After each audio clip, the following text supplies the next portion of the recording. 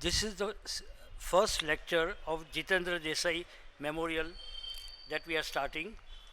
And Sri Jitendra Desai, in whose memory we are beginning this memorial lecture series, is remembered as one of who dedicated his entire life in preservation, protection, and spreading of Gandhian literature.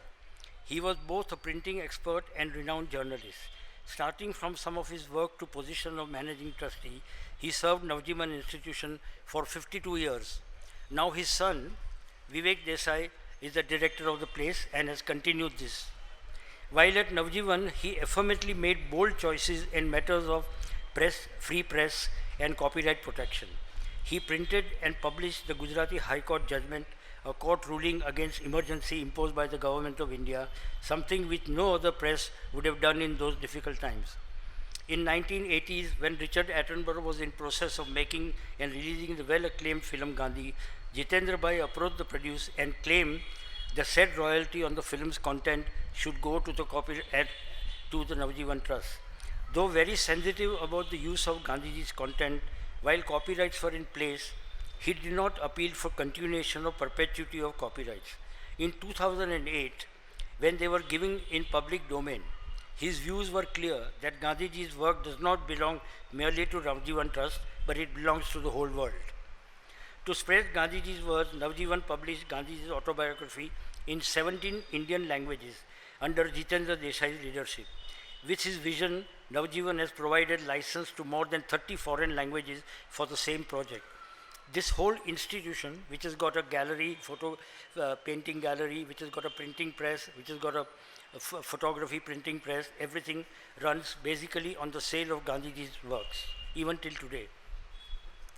This lecture is also an initiative by the School of Journalism, which is part of this institution, which I am a part of, and they had agreed that they requested me to introduce Rohinton Nariman. They said that when a luminary from the law introduces him, they take about 1.5 hours to talk about him. So I'm going to take 5 minutes because almost everyone over here knows Rohinton Nariman.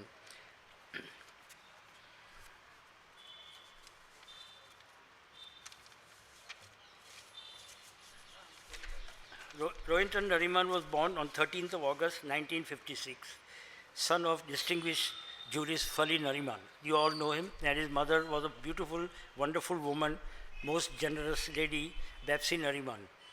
His early education was at the Cathedral and John Cannon School in Bombay.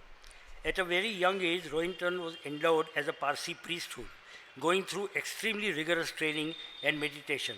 He performed his own sister's Navjot ceremony as a full-fledged Parsi priest would do. Later, he completed his BCom from Sri Ram College of Commerce and completed his LLB from Campus Law, Faculty of Law, University of Delhi. He stood second in the batch in that year. Later on, he went on to Harvard School in USA to do his master's. He worked under the famed lawyer Archibald Cox and wrote his thesis. Please note that Rohinton wrote this thesis when he was hardly 25 years old, and the thesis is comparison between the Indian and US Constitution on treatment of blacks in American society versus the scheduled caste in India. He joined the bar in 1979, and at that time, the Times of India placed him among the top 10 lawyers of the country. He was taken in as senior counsel at the age of 37, when the age for senior counsel in Supreme Court was 45. Then Chief Justice Venkachalaya had amended the rules to accommodate Rohinton. Nariman was appointed Solicitor General in 2011, but resigned in February of 2013, and the rumors go that he did not see eye to eye with the Law Minister Ashwini Kumar. He was appointed Supreme Court Judge on 7th of July 2014 and has gone through over 500 judgments of great importance that everyone knows. I remember that I was sitting with Rohinton in his house in Delhi a few days after he was appointed the Supreme Court Judge, and he told me that it is not just another job, it's a calling. Rohinton is not only the best jurist of our country, has but an authority on Zoroastrian religion and Jainism. His very special interest and deep study of Western classical music has also made him a world-renowned authority on the music and life of composer Beethoven. He talks about him in other countries as well. Rohinton is a voracious reader of anything that takes his fancy. He loves his food and drink, seeks the company of people from all strata of life, and is comfortable with everyone around him, and enjoys playing with his toy trains. In all his judiciary life, he has chased the truth, and so remains the champion of free speech and expression. I request Rohinton Nariman, please give him a big hand.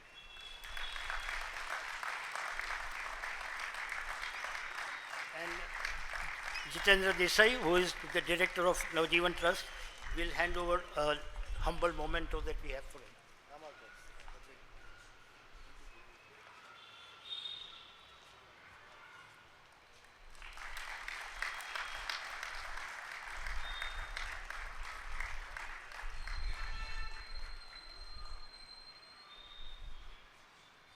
I wish to dedicate today's lecture to the memory of our late Chief Justice Ahmadi, who passed away today. He was a great judge, and I remember him very fondly because he was extremely good to young people. And I was one of the young people who he was extremely good to. May his soul rest in peace. Today's subject is one which concerns democracy at its absolute core level. Many people have always assumed that freedom of speech somehow goes back to Magna Carta. Magna Carta is of the year 1215 AD. And they assume that because of clauses 39 and 40 of Magna Carta, from which at least justice and liberty in the Anglo-Saxon world springs. But as a matter of fact, freedom of speech comes down in the Anglo-Saxon world to a much, much later era. Magna Carta was essentially at that time a struggle between King John and his nobles. Parliament was not the institution we know it to be. And it took many centuries before Parliament itself developed into the institution that we know it to be. So the stage really for freedom of speech was set in 1689 for the first time, when the Bill of Rights was enshrined in the reign of the first Dutch king that England ever had, William III, and his cousin consort Mary II. This was on James II, one of the most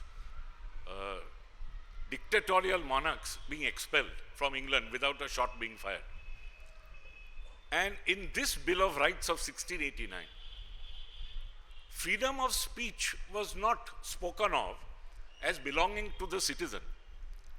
It was spoken of as belonging only to parliamentarians.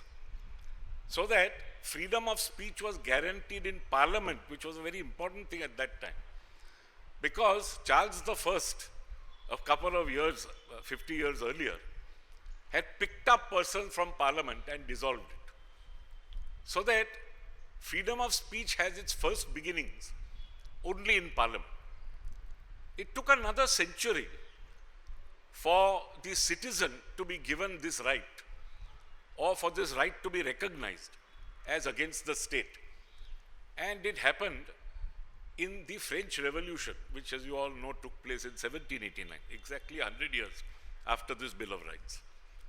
And somehow or the other, the 1789 Declaration of the Rights of Man in France specifically spoke of freedom of speech and said that it could only be curbed in the interest of public order, something very, very interesting when we come to our constitution. And of course, other abuses which will be laid down by law. 2 years later, the US Constitution, which had already been promulgated in the same year, 1789, had a Bill of Rights attached to it by its First Amendment. And the very first clause of that First Amendment spoke of the freedom of speech in absolute terms. This is also interesting. And this time it was in absolute terms against Congress, that is against the central legislature in the United States. So it said, Congress shall make no law abridging the freedom of speech and press. It took many centuries for us to throw off the British yoke.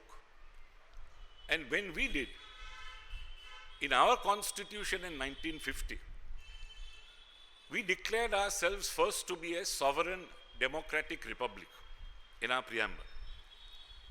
And we made it clear that what was important in a democracy and a republic, as opposed to British rule, was the fact that now there would be universal adult franchise and we would be headed by a president who is elected and not a monarch.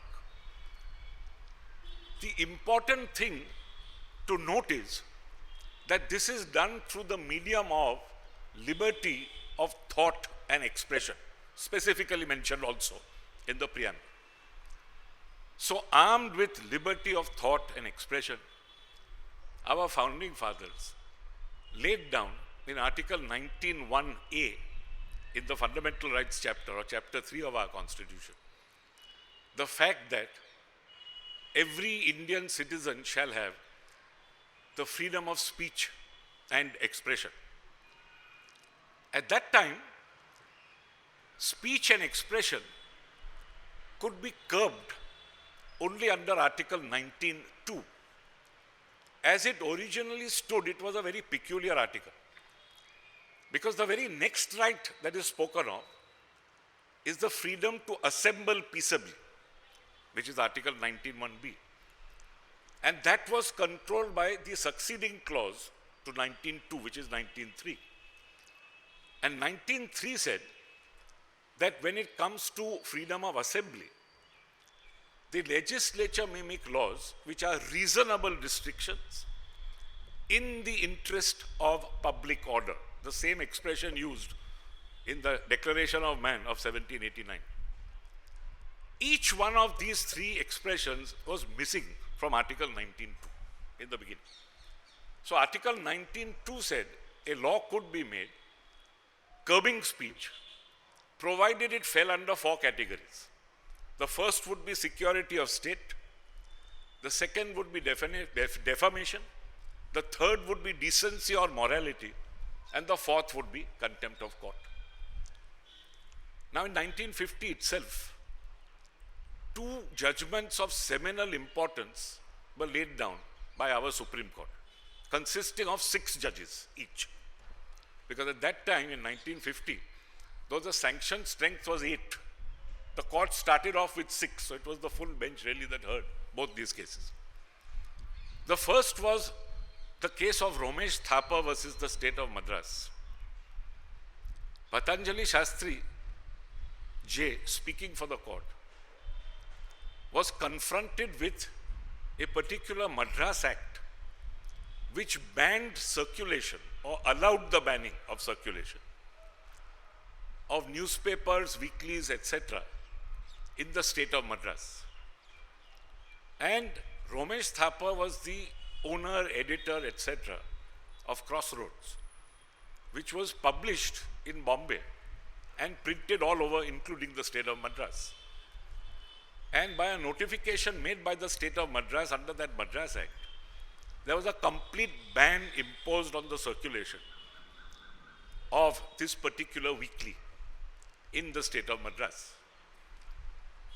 The Supreme Court had no difficulty striking down this section. It was section 9(1)(a) of that Madras Act. And its reasoning essentially was that unlike 19(3), which I just spoke about, there was no public order exception to freedom of speech. The only exception was security of state. And security of state is at a much higher pedestal. Public order would, for example, be a riot of a local nature. Security of state would go to the security of India itself. And as avowedly this 1949 Madras Act was made so as to curb public disorder, they said public order is not an exception to Article 19(1)(a). So the section is struck down. However, they didn't stop there. They made some very, very important observations on freedom of speech, which are of extreme relevance today. First, they said, circulation of ideas is at the heart of freedom of speech. Second, they went on to say that it is very important to link freedom of speech with democracy. Because unless political discussion is free, there is democracy only in name and not in reality. And the third thing they did was, they noticed an interesting judgment of the US Supreme Court in Neer versus Minnesota, a 1931 judgment, which dealt with what the US Supreme Court called prior restraints on free speech. And the Supreme Court said that the prior restraint on free speech can happen only in very narrow and stringent limits. And in exceptional circumstances such as war, for example, or where there is incitement to violence, things of that nature.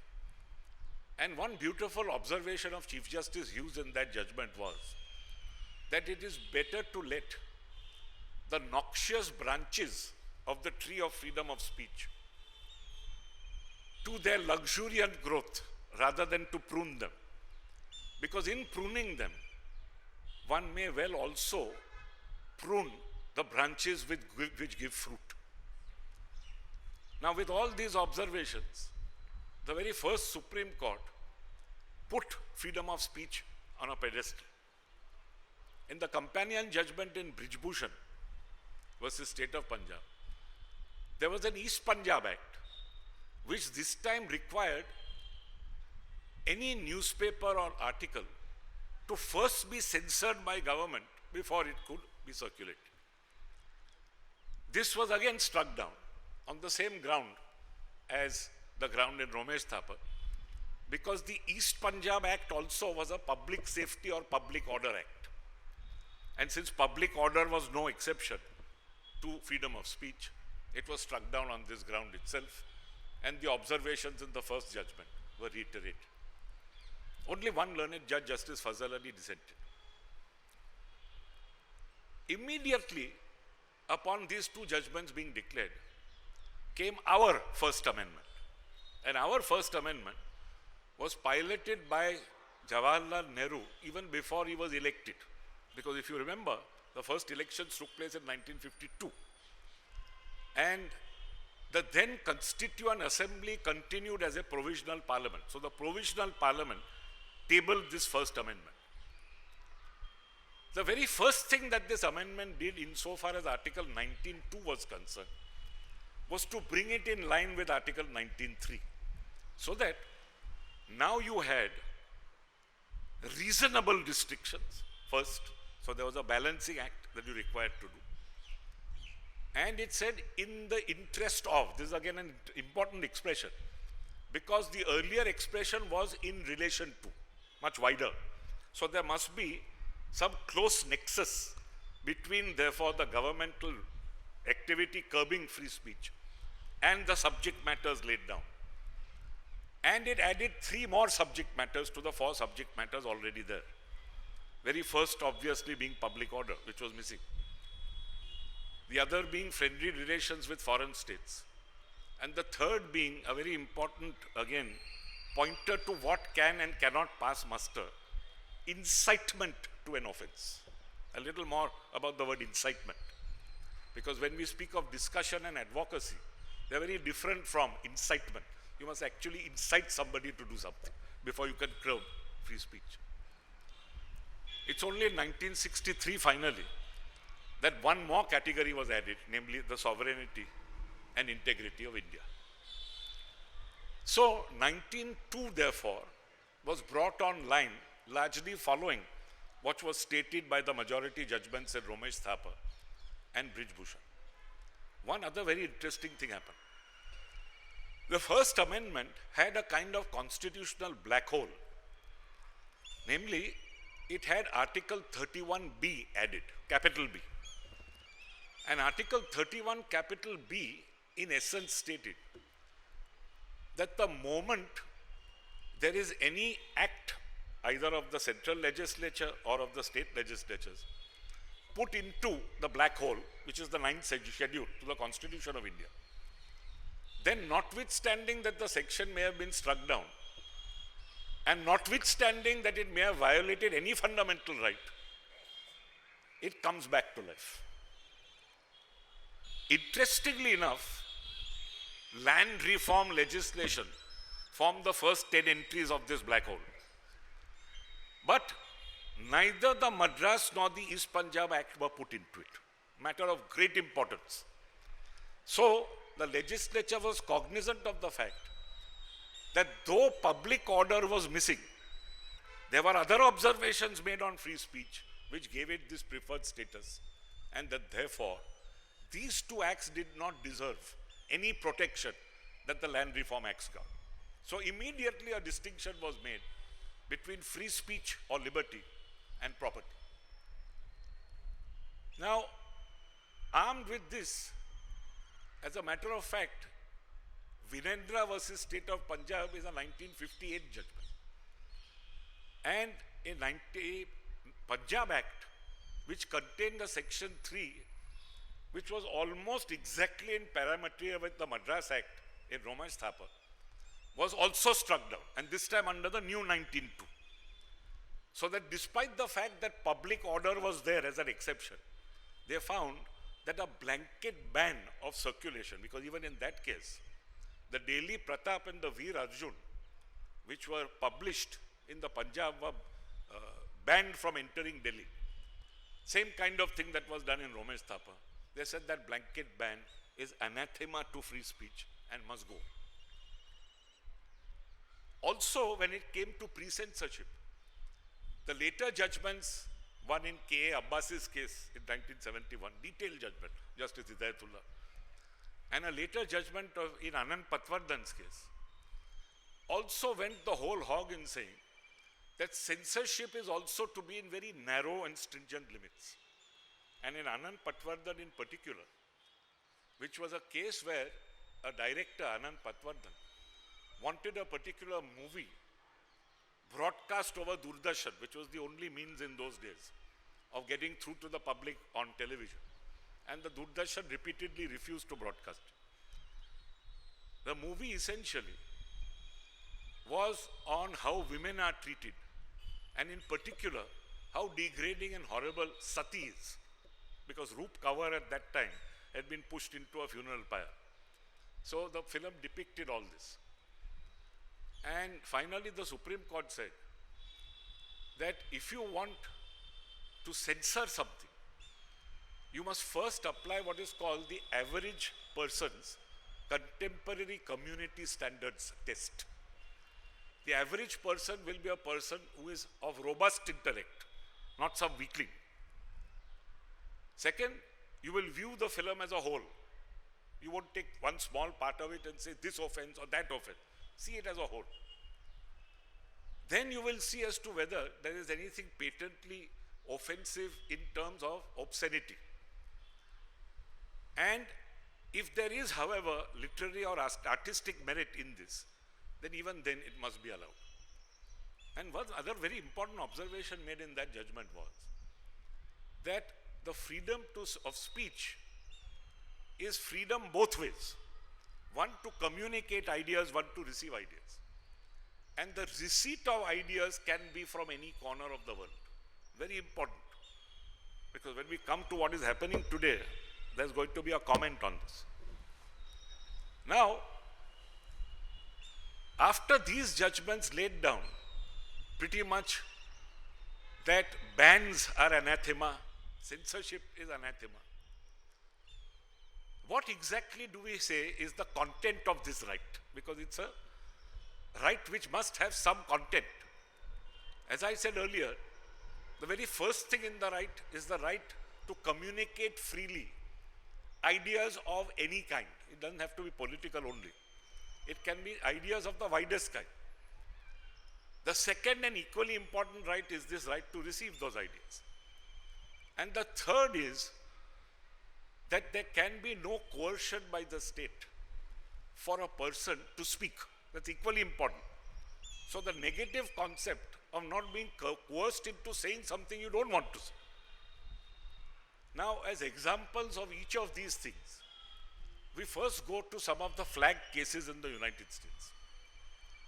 In Stromberg versus California, which is a 1931 judgment, by a 72 majority, because there they sit en banc as 9 judges always. There was a red flag, which was the communist flag, which was being paraded around in the streets of a particular city, and people shouting slogans. And the question was as to whether this is permissible within the free speech contained in their constitution. And the court had no problems in saying, of course it is. Because what is most important is to remember that our constitution, that is the US Constitution, believes in orderly, peaceful change in government. And this can never happen unless there is a political discussion of all hues in the so-called marketplace of ideas, so that people may choose the next government. The other fact case is a remarkable case, Texas versus Johnson, which is a 1989 judgment. Here, by a razor-thin majority of 5-4, the two ends of the Supreme Court as judges, Justice Scalia and Justice Brennan, met together to form the majority. This is the only time. Otherwise, Justice Brennan was the great liberal and Justice Scalia was the originalist. And they were confronted with something fantastic, which is that a person actually burned the US flag outside the courthouse of Denver as a protest against the Reagan administration and as a protest against Reagan standing for the second time. Now, ordinarily one would have said burning a national emblem like this is something that is anathema. You just cannot do it. No question of freedom of expression here. But strangely enough, 5 people said, yes, you can. Because what you are really seeking to do is not to offend people. They also added very hastily that as a matter of fact, there was no violence of the burning of that flag. But they said what you are trying to do is not merely to burn the flag and denigrate the United States. What you are trying to do in burning that flag, and you made it clear by your speech, was to say that America is not a country worth living in if President Reagan comes in again. I have grave doubts that our courts will go to this extent. But it only shows you to what extent the US, a democracy which is now 220 years old and mature, can go to, again by a razor-thin majority. Now, apart from these judgments, when we come to the right not to be coerced into speech, you come to what is called the Jehovah's Witness cases. Now, the Jehovah's Witness, as you know, is a small religious minority group, Protestant group. And they have this belief, it's an ingrained and genuine belief, that organized religion is a grave crime and something which should be done away with immediately as the work of the devil. They also believe that, as the Bible said, you cannot bow to any graven image. So, one of the things that was tested was in the famous Gobaitis case in 1940, where children from this Jehovah's Witness sect in schools refused basically to bow to the national flag. And an 8-1 majority held that no, sorry, this is going too far. The flag, after all, is the emblem of America. If it's the emblem of America, everybody must get up and salute it. And you people not getting up and not saluting it is not something that can be tolerated in the name of nationalism. Justice Stone was the sole dissenter. Surprisingly, within 3 years, Another Jehovah's Witness case came with exactly the same facts, and this time by a 6-3 majority, they reversed that judgment in the West Virginia board case versus Barnett. And Justice Jackson, this time speaking for the majority, said two very, very important things where free speech is concerned, and it's been oft quoted in many of our judgments. The first thing that he said was that freedom of speech does not depend on votes or elections. It has been put away from majorities, put away from officials. Most important to remember. And the second thing he said is that if there is one fixed star in our constitutional constellation, it is this: that no official, high or petty, can prescribe what is orthodox in matters of politics, nationalism, religion, or other matters of opinion, quote unquote. A very strong judgment by a very brilliant judge. You'll remember Justice Jackson was perhaps the only sitting Supreme Court justice who ever left his robes behind in America and became public prosecutor at the Nuremberg trials.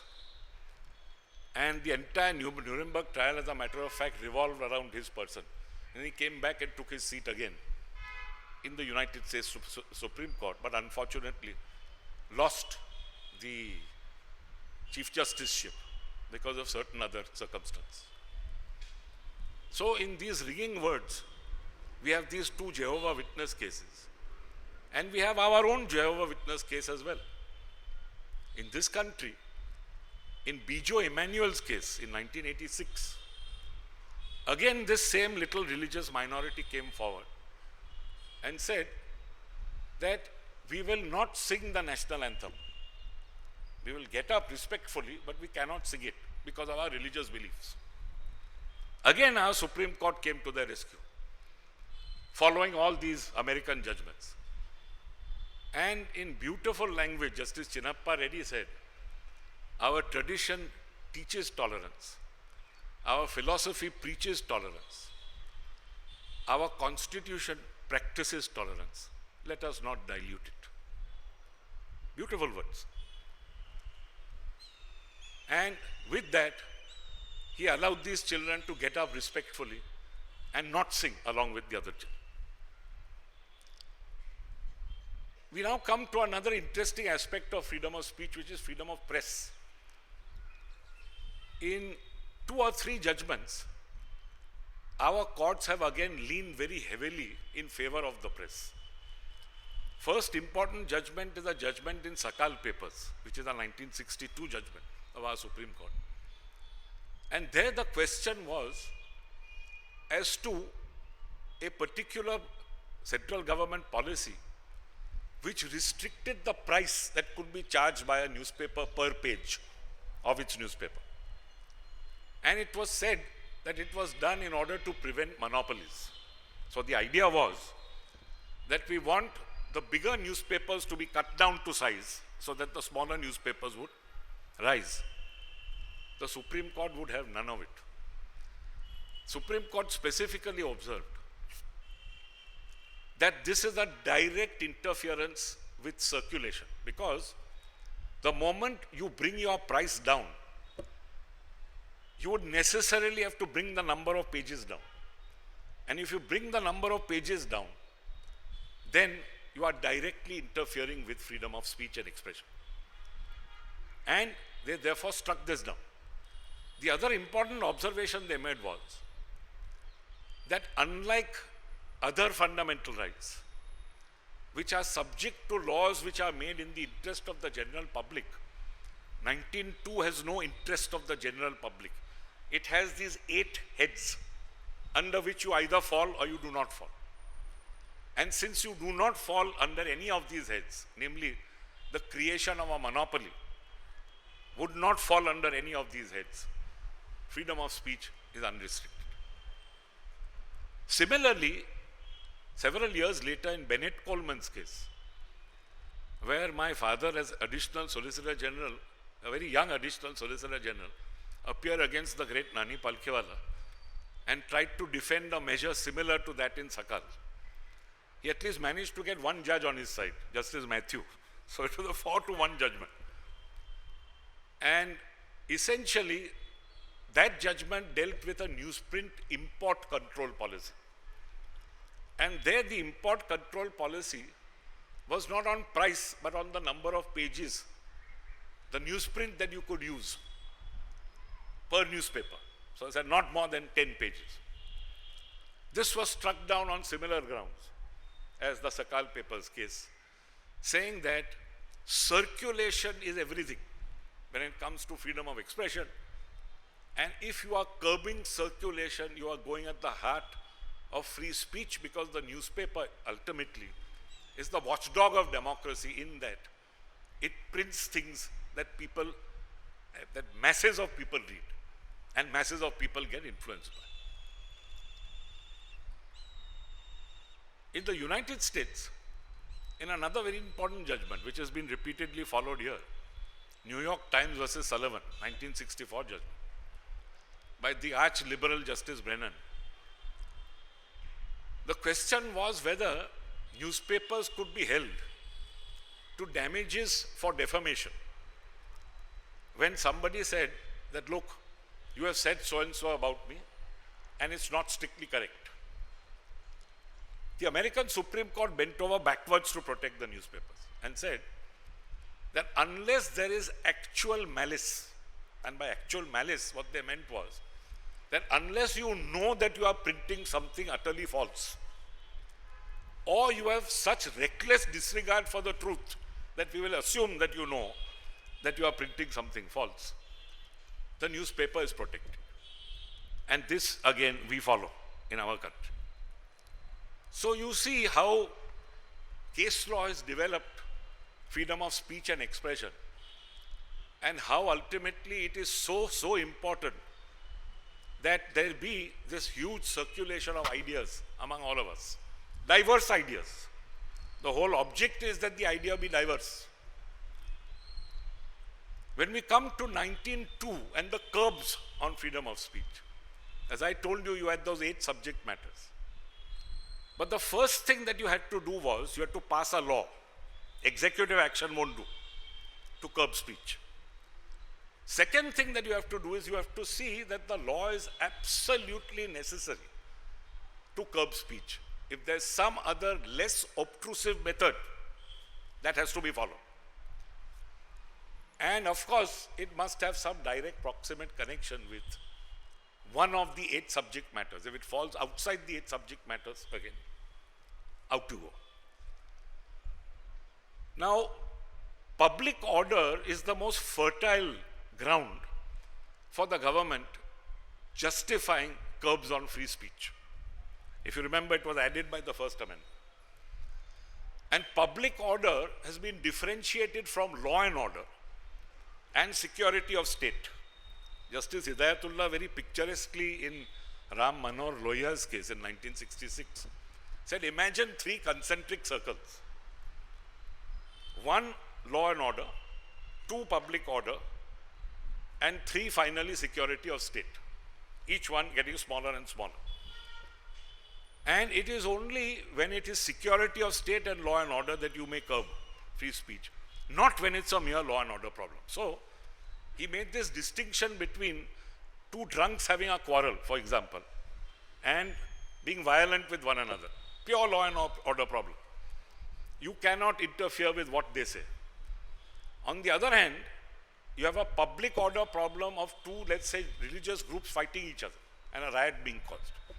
Then only may you interfere, and not otherwise.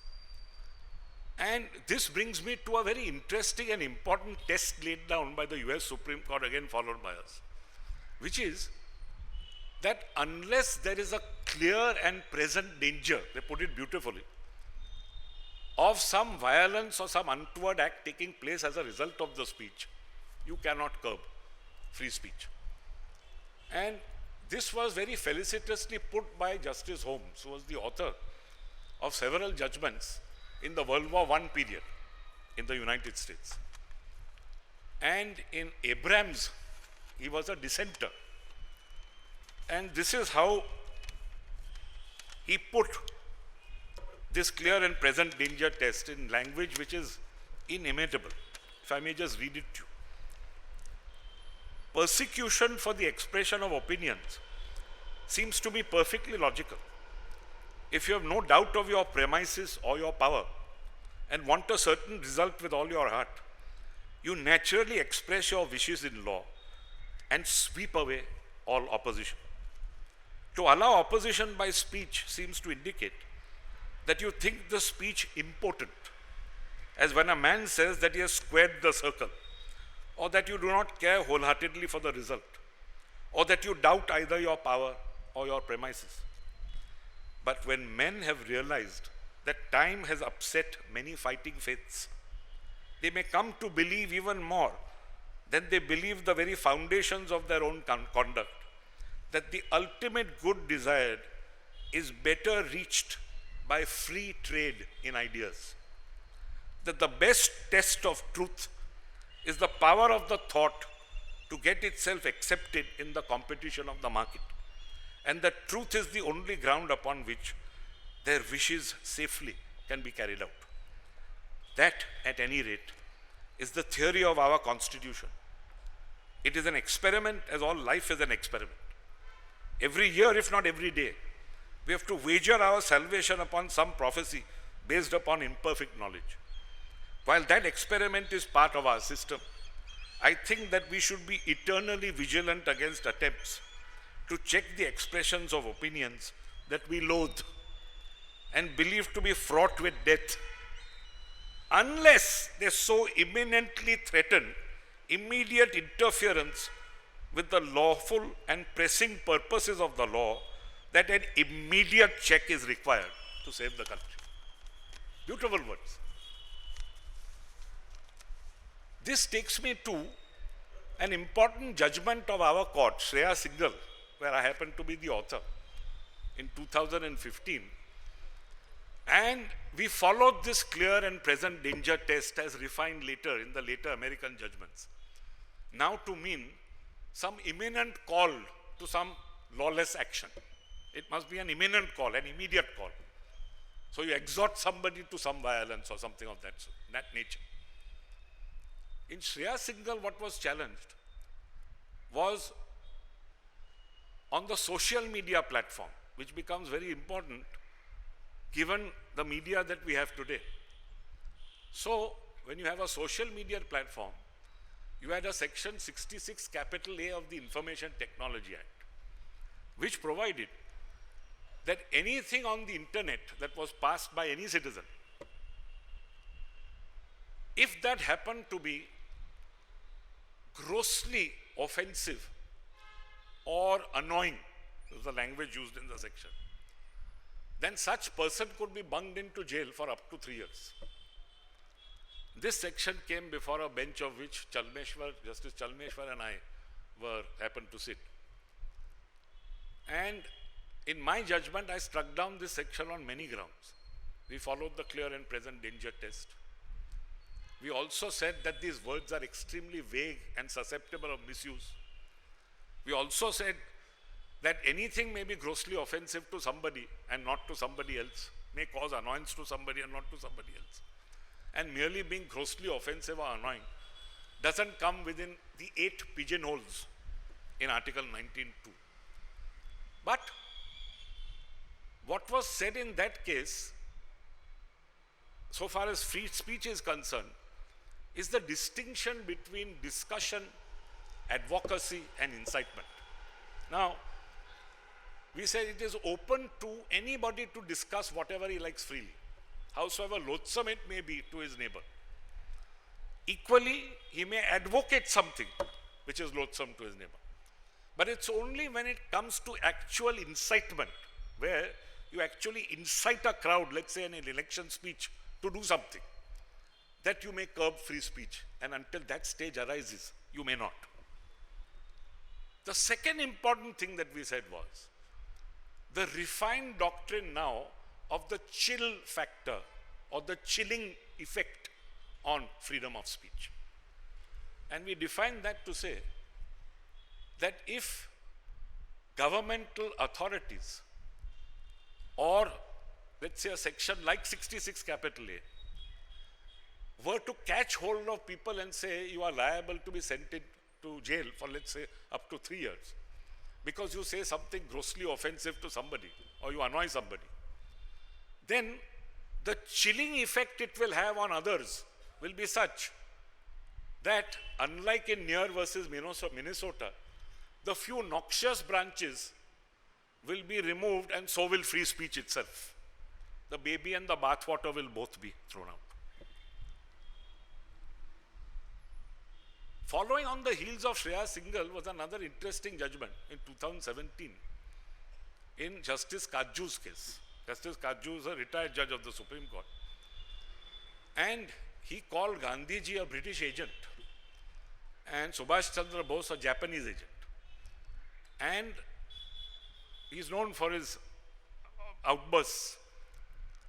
And Parliament censured him for this. So he filed an Article 32 petition. Now, 32 petition is a direct petition before the Supreme Court claiming that it is my fundamental right under Article 32 to claim the right to free speech under Article 19(1)(a). The Supreme Court dealt with what he said. Importantly and interestingly said, he had every right to say it. But that ultimately there was no cause of action because all that Parliament did was to censure it. It didn't do anything further and therefore threw out the petition. I find that today India is at a crossroads. We have the major problem of there being no opposition worth the name. We also find that the print media and the television media does not criticize government the way it used to. These are facts that are known to all of us. May not be stated openly, but they are facts. And in this milieu, we have recent incidents which are very disturbing. One incident is the incident of repeated hate speech being made against particular religious minorities. I have in another lecture dealt with this in detail, said as to how it interferes with our cardinal value of fraternity, which we have in the preamble. Because fraternity or brotherhood, ultimately, as the preamble says, ensures the unity of the nation, apart from the dignity of every individual.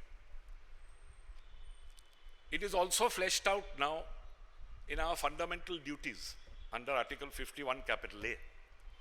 And we are told under Fundamental Duty 51, capital A, subclause E, that it is every citizen's duty to ensure harmony and the spirit of common brotherhood that transcends religious barriers. We are also told by Fundamental Duty F that we have a composite culture. The word composite has to be underlined, which each of us must guard. And I had suggested that apart from the penal code which takes care of hate speech on the criminal side, citizens can now file suits in which not only do they claim injunctions against such hate speech, but punitive damages as well. So this is one major problem area when we come to freedom of speech in today's climate time. The other major area is an area where there are bans being imposed, followed by coercive action by the state. And I'm referring directly to the two BBC documentaries that have of late arrested our attention. The first documentary speaks of our present Prime Minister as Chief Minister of this state and what was done or not done in the Godhra riot time.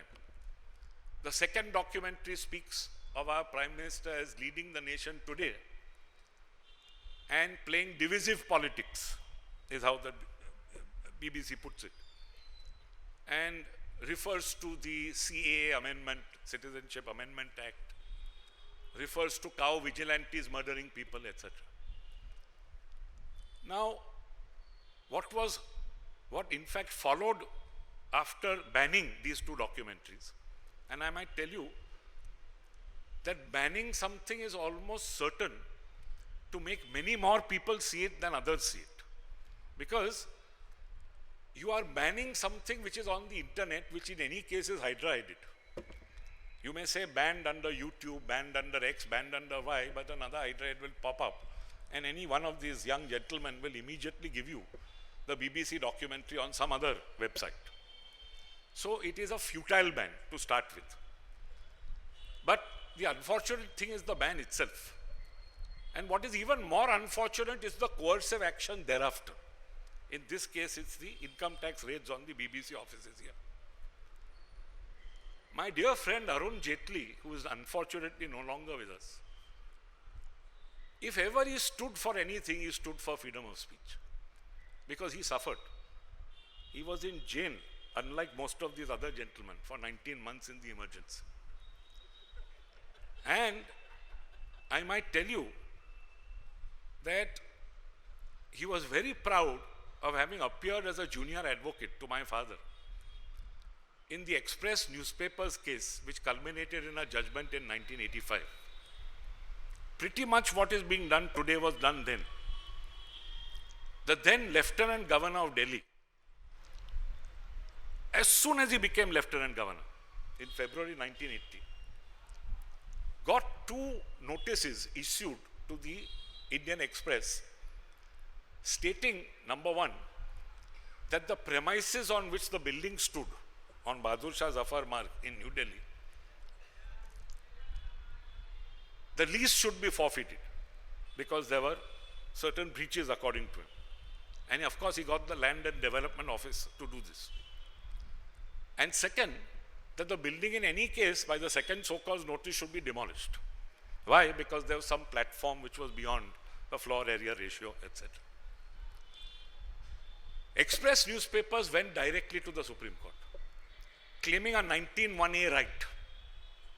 And government's answer was, your petition does not lie, for the simple reason that it's a pure land problem. It has nothing to do with freedom of speech.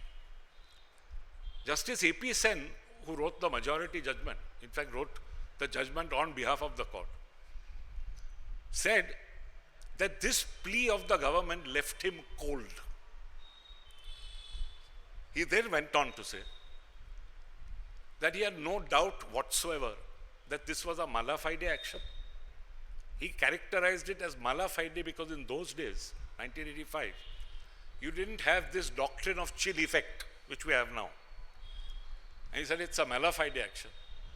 There's no doubt whatsoever that the right of 19(1)(a) is being infringed, and struck down the notices on this ground alone.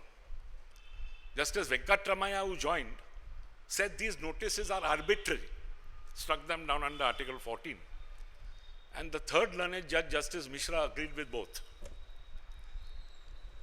Now, Mr. Jaitley was very proud of this judgment, I must tell you, and he used to speak about it often to me and often to many others, and would say that this is how a Supreme Court should behave when there is an all-powerful government who's trying to coerce one of the major newspapers of the day. And pretty much what is being done today is what was done then. Of course, the difference is that you use the LNDO there, and today you are using the income tax. You are also using things like the ED. Now, you know, for example, the Enforcement Directorate are persons who slap a money laundering case on you. And because of a very unfortunate recent judgment of the Supreme Court, undoing my earlier judgment, it becomes very difficult for persons to get bail in these cases. The ultimate conviction rate may be 0.2%. So there's no hope of your being convicted, but you will not be let out on bail. So if the coercive machinery of the state is to be used in this fashion, then there's no doubt that the chill effect or the chill factor spoken about in all our judgment comes into full play. I may be pardoned now for reading another fantastic passage, which is again quoted time out of number in our judgments, by Justice Brandeis of the US Supreme Court in Whitney versus California. And pretty much everything that I have said so far is covered in this very beautiful passage. I might read it to you. He says in this case, those who won our independence believed that the final end of the state was to make men free to develop their faculties, and that in its government, the deliberative forces should prevail over the arbitrary. They valued liberty both as an end and as a means. They believed liberty to be the secret of happiness and courage to be the secret of liberty. They believed that freedom to think as you will and to speak as you think are means indispensable to the discovery and spread of political truth. That without free speech and assembly, discussion would be futile. That with them, discussion affords ordinarily adequate protection against the dissemination of noxious doctrine. Remember Near versus Minnesota. That the greatest menace to freedom is an inert people. That public discussion is a political duty. And that this should be a fundamental principle of the American government, substitute Indian government. They recognized the risks to which all human institutions are subject. But they knew that order cannot be secured merely through fear of punishment for its infraction. That it is hazardous to discourage thought, hope, and imagination. That fear breeds repression, that repression breeds hate, that hate menaces stable government. That the path of safety lies in the opportunity to discuss freely supposed grievances and proposed remedies, and that the fitting remedy for all evil counsels is good ones. Believing in the power of reason as applied through public discussion, they eschewed silence coerced by law, the argument of force in its worst form. Recognizing the occasional tyrannies of governing majorities, they amended the Constitution so that free speech and assembly should be guaranteed. Fear of serious injury cannot alone justify suppression of free speech and assembly. Men feared witches and burnt women. It is the function of speech to free men from the bondage of irrational fears. To justify suppression of free speech, there must be reasonable ground to fear that serious evil will result if free speech is practiced. There must be reasonable ground to believe that danger apprehended is imminent. There must be reasonable ground to believe that the evil to be prevented is a serious one. Those who won our independence by revolution were not cowards. They did not fear political change. They did not exalt order at the cost of liberty. To courageous, self-reliant men with confidence in the power of free and fearless reasoning, applied through the processes of popular government, no danger flowing from speech can be deemed clear and present unless the incidence of the evil is apprehended and is so imminent that it may befall before there is opportunity for full discussion. If there be time to expose through discussion falsehoods and fallacies to avert the evil by the processes of education, the remedy to be applied is more speech, not enforced silence. Only an emergency can justify repression. Such must be the rule if authority is to be recorded with freedom. Beautiful words. I may be pardoned for just one more quote before ending, again by Justice Jackson. And this is from another celebrated judgment in American Communications versus Dowd, where he says that thought control is the copyright of totalitarianism. We have nothing to do with it. It is not the function of government to see that the citizen or prevent the citizen from falling into error. It is the function of the citizen to see that government does not fall into error. Beautiful put. Beautifully put. I may only end by saying that ultimately every one of us as a citizen of India has a fundamental duty under Article 51 capital A to abide by the Constitution and follow its noble ideals. Ideals are in the preamble, which I've already spoken about. The authorities equally have sworn an oath to the Constitution to uphold and defend it. And our Supreme Court, so far as freedom of speech is concerned, has spoken continuously and in one voice. And these are the four things that it has clearly laid down. First, that freedom of speech and expression is what we call a preferred freedom. Why is it preferred to other freedoms?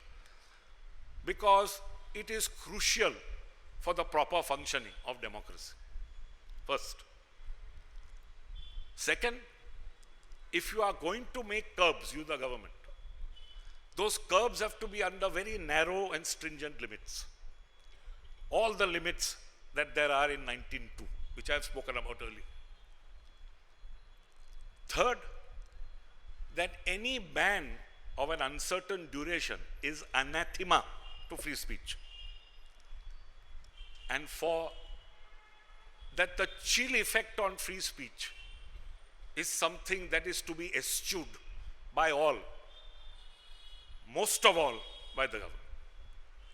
I would therefore call upon the government to live by the noble ideals of our Constitution and this great fundamental right. Withdraw the present ban, withdraw the coercive action after the ban. See that no such bans are made in future. Try and genuinely prevent free speech. Because unless this is done, we are a sovereign democratic republic in name only. Thank you all very much.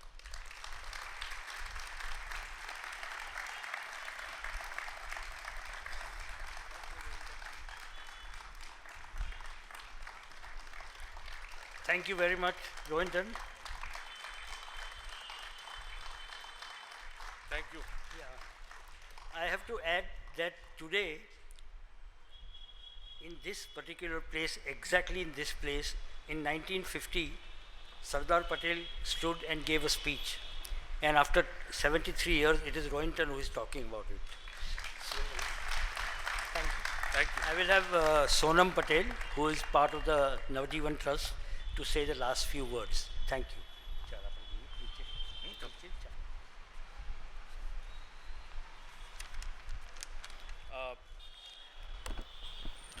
Thank you, Navroz. What makes this evening memorable is the combination of three things. One is his institution was founded by Mahatma Gandhi, who was an icon and an agent of free speech and free press. Another is the content we just Narimanji delivered about the free speech. And the third one is that we remember Jitendra Desai, Jitubai as we knew him. He would have been very happy for what we did today, the event, and for many events in the future. I'm sure that all of us have felt grateful being part of this experience.